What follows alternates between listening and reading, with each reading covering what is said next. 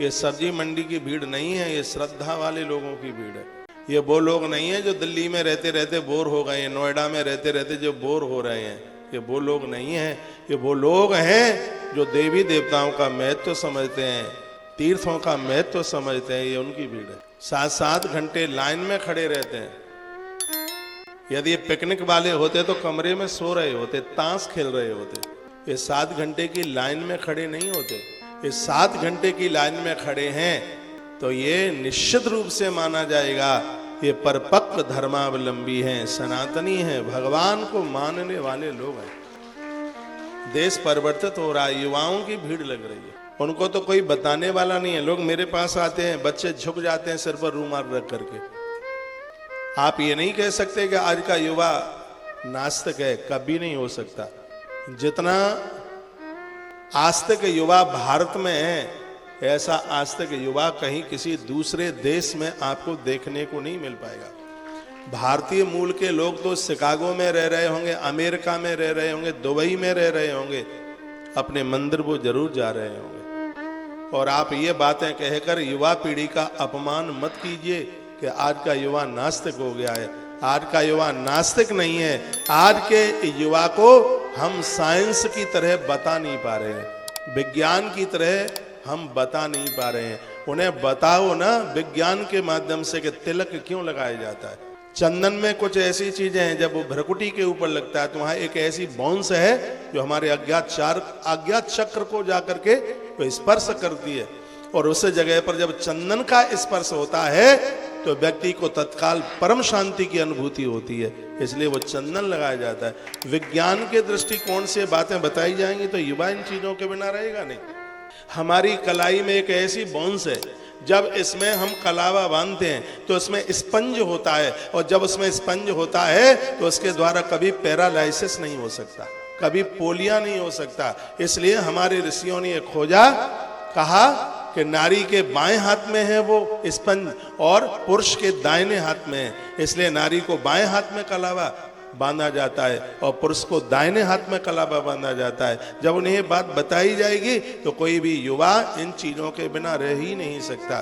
कमी युवाओं की नहीं है, कमी हम और आप लोगों की है, उन्हें बताया ही नहीं जा रहा है। उन्हें बताइए कि दिया जलाया क्यों जाता है। दीपक आयुष तो बढ़ाता ही है, बुद्धि को दिया बढ़ाता है, लेकिन जलते हुए दीपक के पास में बैठने वाले व्यक्ति का कभी फेफड़ा गल नहीं सकता, ऐसा साइंस मान चुकी है इस बात।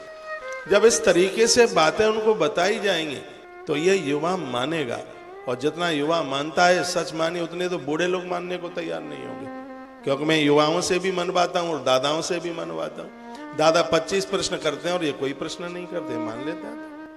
उन्हें आप बताइए, उन्हें आप समझाइए। आपके पास टाइम नहीं है थोड़ा उनसे बात करने के लिए तो आप भयभीत होते हैं, डरते होते हैं। आप कहते हैं कि लड़का इतना खतरनाक है, डांट के बात करता है। सच मानिए, मैं आपके बच्चों से मिला हूँ, ये बहुत भोले, ये बहुत सीधे हैं। आप उनको कुछ दे ही नहीं पाए, आप उनको कुछ बता ही नहीं पाए, आप तो डरते रहे बस।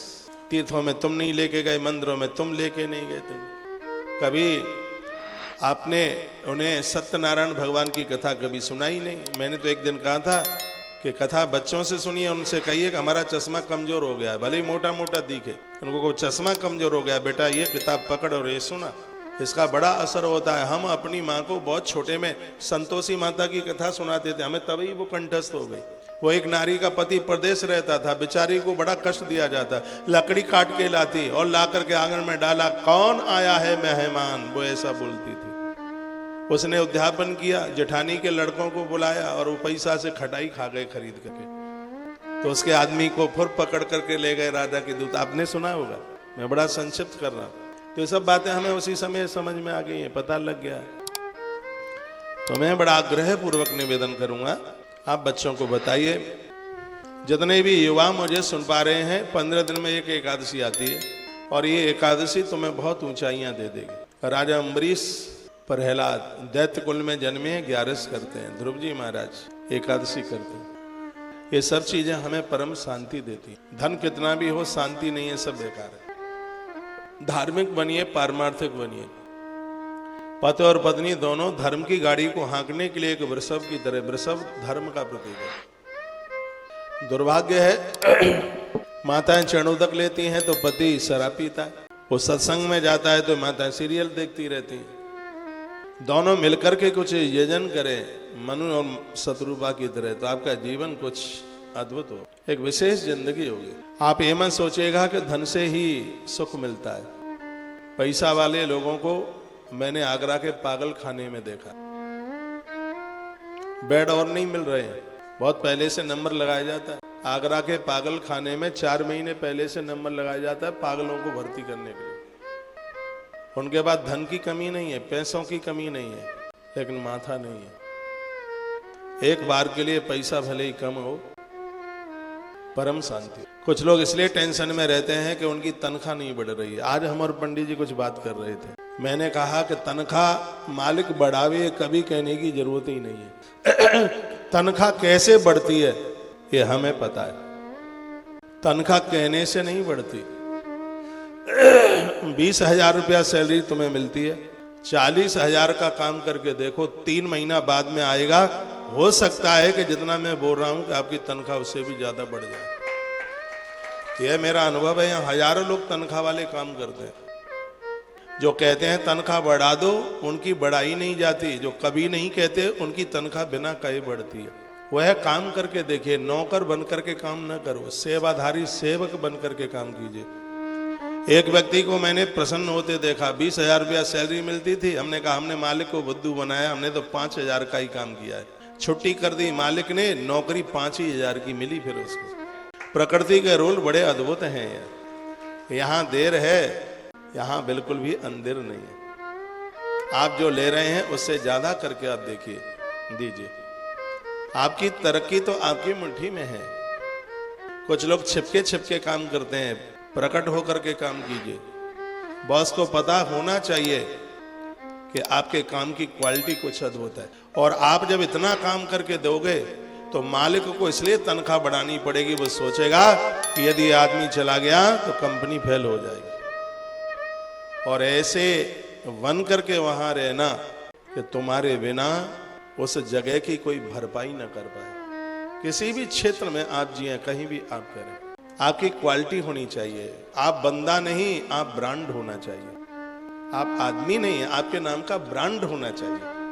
आपके काम में क्वालिटी होनी चाहिए। लोग तो आपके लिए तरसते रहेंगे, लोग तो हाथों पर आपको लेंगे, आपको लेंगे। आदमी का टैलेंट बिकता, सब अपना टैलेंट ही तो बेच रहे हैं और क्या।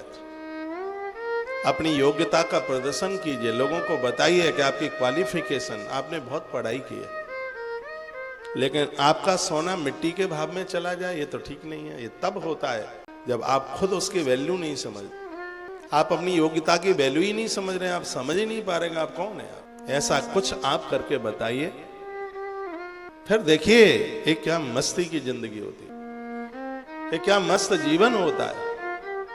आपकी क्वालिटी सबसे अलग होनी चाहिए। अपने काम की क्वालिटी बनाइए, जो आप करें लोग सोचते रहे कि इस आदमी ने ऐसा कर क्यों दिया। मैं तो ऐसी ही कथा सुनाता हूं, मैंने तो यही सोच रखा कि मैं वो सुना दूं जो कोई सुना ही ना पाए, और ज्यादा तरह से मेरा ध्यान यही रहता है। फिर लोग कहते हैं पता नहीं महाराज कहां से कथा लेके आता है। जो सबने सुनाया वो मैंने सुनाया, तो फिर मेरी पढ़ाई लिखाई का क्या मतलब रहा। हम काय को पढ़ते रहे, इतना काय को अध्ययन हमने किया। जो सबने सुनाया और हम वही सुना रहे हैं। हम तो वो सुनाएं जो कोई सुनाया पाए ही ना हो। आप वो करें जो कोई ना कर पाया, आप वो करें। कृष्ण ने वही किया जो कोई नहीं कर पाया। देवता तो बहुत हुए, धरती पर मनुष्य बहुत हुए, कृष्ण ने जो गीता सुनाई वो आज तक नहीं कोई सुना पाया। कृष्ण ने जो गिरराज उठाया वो कोई नहीं कर पाया। कन्हैया के काम अद्भुत थे, विशेष काम थे, हर क्षेत्र में उसको देखिए। तो आप वही करें, अपने काम की आप क्वालिटी बनाएं। एक बात और बोलूंगा, यहाँ बड़े समझदार लोग बैठे हैं। तुम्हारी दुकान में माल है, कोई वैल्यू नहीं रखता। आपका व्यापार तब चलेगा, तुम्हारे पास माल क्या है वैल्यू नहीं रखता। लोगों को चाहिए क्या वो तुम्हारी दुकान में है कि नहीं। माल उनका नहीं बिकता जिनके गोदाम भरे पड़े हैं, माल उनका बिकता है।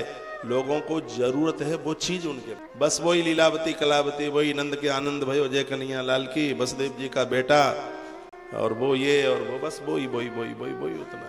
या तो फिर मटेरियल बदले या फिर कथावाचक बदले। बोकी बोई।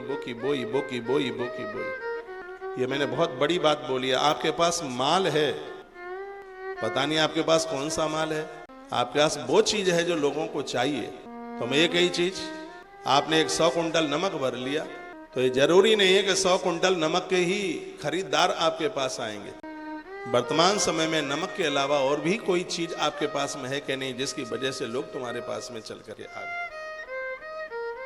फिर देखिए आपकी तरक्की, फिर देखिए आपका उत्थान, फिर देखिए आपकी ऊंचाई, कितनी प्रगति होती है। कुछ युवा भाई इस परिसर में बैठे हैं, मैं उनको कहना चाहूंगा ईश्वर ने बड़ी कृपा की है और आप स्वस्थ हैं बिल्कुल। जहां फावड़ा चला दोगे वहीं पानी निकल करके आ जाएगा। ये जज्बा है, इस समय वो टाइम है आपके पास, ये समय आपका कोई नूर है। इस समय जो कुछ कर दोगे वह सफलता की चाबी आपके हाथ है। कुछ ऐसा अद्भुत कीजिए, लोग देखते रहें कि आपने क्या किया। और ये जरूरी नहीं है कि आप 60 साल में कर पाए। अभिमन्यु ने तो 16 साल में करके दिया। 16 साल के अभिमन्यु ने वो कर दिया जो बाबा भीष्म भी नहीं कर पाए, तो वो करके होता। जज्बा होना चाहिए, उत्साह होना चाहिए। पूजा पाठ करने से सात्विक विचार बनते हैं, और सात्विक विचार बनते हैं तब हमारा कर्म सत्कर्म में बदल जाता है, नहीं तो हमारा कर्म कुकर्म में बदल जाएगा। जब कर्म कुकर्म में बदलता है तो वहां निशाचर वृत्ति होती है, और कर्म सत्कर्म में बदलता है तब वहां प्रवृत्ति देवताओं की बन जाती है। इसलिए हम पूजा पाठ ईश्वर से जुड़ने का काम करें।